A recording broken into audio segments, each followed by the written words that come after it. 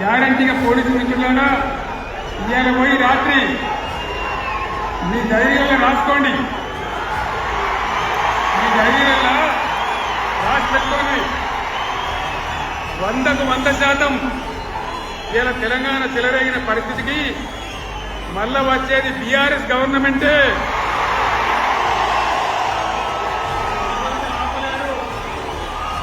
ఎవరి తరం కాదు, ఎవరి వశం కాదు.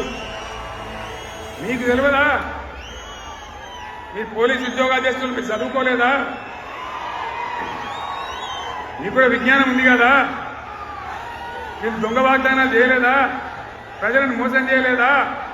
ప్రజాస్వామ్యంలో ప్రజలకు అడిగే హక్కు లేదా? మీరెందుకు కేసులు పెడుతున్నారు? నాకు అర్థం కాదు. మీరెందుకు దునుకులాడుతున్నారు? మీరెందుకు బలైతారు? రేపు మీకు రాజకీయాలు ఎందుకు? మీ డ్యూటీ మీరు చేయండి. మేము బీఆర్ఎస్ ఎప్పుడు శాసనాన్ని ఉల్లంఘించాం, చట్టాలను ఉల్లంఘించాం. అయినా నేను ఒక్క మాట మళ్ళీ చెప్తా ఉన్నా, మీకు ఆల్రెడీ చెప్తా ఉన్నారు పార్టీ నుంచి, ఎక్కడ ఎవరిని మీ మీద అన్యాయం కేసులు పెట్టినా మన టీఆర్ఎస్ లీగల్ సెల్ వీరులు ఉన్నారు. మీరు భయపడే అవసరం లేదు. న్యాయస్థానాలని అక్కడ పోరాటం చేద్దాం. మీకు అండగా కేసీఆర్ ఉంటాడు, టీఆర్ఎస్ ఉంటుంది, అందరం ఉంటాం.